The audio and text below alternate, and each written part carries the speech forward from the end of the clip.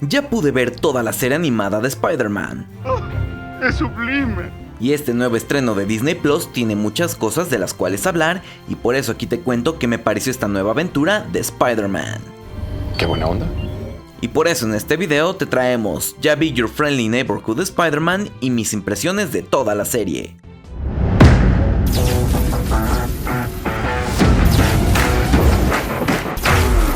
Bienvenido a la venganza de los electroalces Bob. Apenas se acaba de estrenar la nueva serie animada de Spider-Man, y es con la que estamos comenzando el año de proyectos y estrenos de Marvel, y gracias a Disney he podido ver los primeros 10 completos episodios para contarte qué me pareció esta serie, y esto es completamente sin spoilers, así que si quieres saber el análisis y los easter eggs de cada episodio, eso lo compartiremos en otros videos. Este video va sin revelar spoilers. Nadie se ha preocupado tanto por mí. De esta serie animada es uno de los proyectos que Marvel ya había revelado desde hace tiempo que estaban trabajando en ello, cuando de manera masiva anunciaron muchos proyectos y ya no lo han vuelto a hacer, porque muchos de estos planes cambiaron cuando el estudio prefirió calidad sobre cantidad. Por fortuna, este proyecto de serie animada sí pasó el corte de Marvel, solo que le cambiaron el nombre de Freshman Year a Your Friendly Neighborhood, y ahora podemos ver su estreno con una primera temporada de 10 episodios. Además que es necesario decir que esta serie está confirmada ya para 2 temporadas más. Se sabe que serán 3 temporadas más por ahora, y esto hace que tenga sentido que no todas las cosas se tienen que solucionar en estos primeros 10 capítulos. Y esta serie funciona bastante bien intentando dar un programa que le guste a los fans del antaño del trepamuros, al mismo tiempo que intenta acercarse al público nuevo que quizá no conoce de este personaje en todos los formatos en donde lo hemos visto. Se siente como un gran homenaje a muchos detalles de toda la larga trayectoria de este personaje, desde los cómics, las series animadas y sus películas. Recuerda todos estos momentos icónicos, pero al mismo tiempo funciona muy bien como entretenimiento para todos aquellos que tienen menos de 12 o 13 años, y nos da estos momentos del personaje que el universo cinematográfico de Marvel no tuvo la oportunidad de jugar con el personaje en las películas. Y para quitarnos de en medio una de las cosas que tenemos que hablar, por supuesto, es de la animación.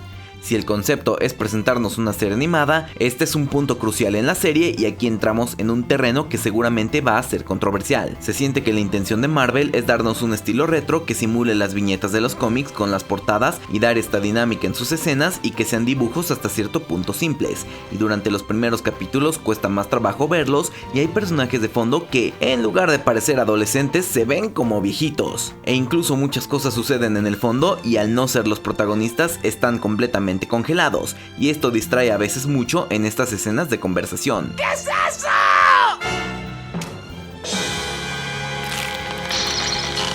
Por fortuna parece que Marvel decidió enfocar su presupuesto a las escenas de acción. Cuando por fin vemos estas batallas de Spider-Man con los villanos, la acción y el estilo de cómics funcionan muy bien, y hace que se nos olviden los momentos incómodos de ver estos personajes congelados. Quizá después de ver los primeros episodios ustedes ya notaron esto, pero solo queremos decir que uno se acostumbra a estas carencias claramente ocasionadas por la falta del presupuesto de este programa, y lo entretenido de la trama y de la historia nos permite perdonarle al estudio estos errores. Ojalá sean detalles que se corrijan para la siguiente temporada, pues inyectándole más billete, claro que sí. Dinero, paca, puca, dinero, dinero, dinero. Por su parte, la historia de toda la temporada es buena, nos permite sentirnos en un lugar familiar con personajes y momentos que ya conocemos con la trilogía de Tom Holland, pero al mismo tiempo se permite explorar cambios importantes de la trama y darles una transformación que sucede de manera muy diferente. Si ya el personaje de Miles Morales nos había revelado que en otros universos la historia de un Spider-Man termina sucediendo con muchos cambios, esta serie lo reafirma, y se siente bien conocer más de los personajes y villanos los cuales han acompañado a Spider-Man a lo largo de los cómics, pero es una serie que está construida fácil de entender a estos personajes, que si no los reconoces, esto no impide que uno pueda entender la trama. La historia sucede en una realidad alterna, lo que le da a los escritores la oportunidad de jugar más libremente con el personaje, pero aún así nos dejan ver detalles que podrían influir en la guerra multiversal que viene en camino.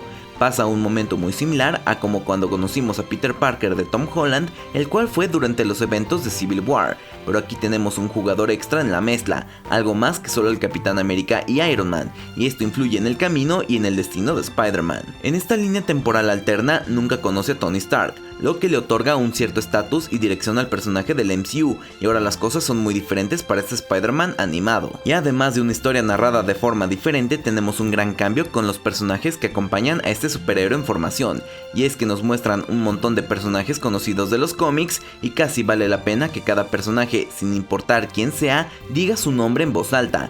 Vayan a buscarlo, porque es seguro que tiene una contraparte de los cómics. Le dan un uso a un montón de personajes conocidos y otros menos conocidos del enorme universo de Spider-Man. Y nos ponen a pensar de que tal vez de esta manera puedan usar al personaje, y era lo que Marvel tenía en mente desde un inicio, pero los acuerdos de Sony no han hecho posible que todo pueda pasar en estas películas. Que presenten a una gama tan grande de otros personajes abre las puertas a que en las próximas temporadas seguro puedan explorar más detalles de estas tramas. Por eso mencionábamos que saber que Marvel ya está convencido en el proyecto, entendemos por qué nos cuentan de manera más lenta y pausada este primer año de Spider-Man como un superhéroe.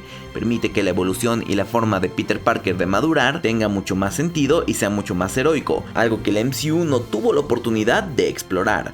Y Peter no es el único que cambia en estos 10 años, los personajes alrededor de él también lo hacen, y aunque nos frustre la transformación de algunos de ellos, hace sentido con lo que les toca vivir. A muchos de estos personajes secundarios que reconocemos parecen tener superpoderes o identidades secretas que no llegamos a ver en esta primera temporada, lo que significa que todos están madurando para tener esta transformación más adelante. La manera como nos cuentan esta historia es bastante inusual, sobre todo por cómo usan a estos personajes secundarios en comparación con lo que se hace en muchos proyectos del género de superhéroes. Ya no sabemos el modo típico de las adaptaciones interconectadas de los superhéroes. Tratan de lanzar todas las cosas relevantes y pistas de qué es lo que conectan todo y averiguar quiénes son los protagonistas principales luego. Aquí no le dieron tanto peso a estos cameos importantes, y al haber tantos personajes por donde se puede expandir la trama, hace que sea interesante ir averiguando qué sucederá y cuándo veremos a ese personaje inofensivo en el fondo transformarse. Lindo. Es una movida interesante del estudio contarnos esta historia de esta manera, porque va dejando muchísimas posibilidades, así como muchas semillitas, y nos tiene esperando ver en qué se convertirán. Al mismo tiempo, con esto entendemos por qué se decidió el cambio de nombre de la serie. Si lo hubieran dejado como Freshman Year, significa los primeros años, y Marvel estaba limitando la serie a que solo funcionara en los momentos en que Peter Parker es novato como superhéroe. El cambio y que se expanda ahora a 3 temporadas o más nos deja claro que Marvel quiere seguir creciendo con este proyecto, esto si al público le gusta. Y desde que sale Norman Osborn en los primeros capítulos, seguro muchos están pensando hacia dónde podría ir este personaje, pero recordemos que es una realidad alterna, no podemos confiarnos de todo que sea igual, así que debemos de dejar que la trama vaya revelando poco a poco sus secretos. La dinámica de estrenar varios capítulos por semana ayuda a este formato, porque la trama sí te deja queriendo ver más en cada capítulo, y no es que sea este formato donde parece una película súper larga cortada, pero hay detalles que se revelan al final de los episodios que nos dejan con ganas de querer saber más. Podemos ver que en general Disney le está apostando a las series animadas, y es porque quizá la inversión es mucho menor a pesar de que tiene su chiste, y aquí podemos notar que no se invirtió muchísimo en este proyecto porque, como lo mencionamos en un inicio, hay fondos que no se animaron, o hay faltas de detalles en el cabello de los personajes y en su movimiento, y con esto entendemos que sea algo que veamos más frecuente con otros personajes, tal como sucedió con los X-Men, pero sí podemos notar cambios entre estos dos proyectos. X-Men 97 combina nostalgia con personajes progresistas, y Your Friendly Neighborhood Spider-Man opta por una narrativa más sencilla y accesible.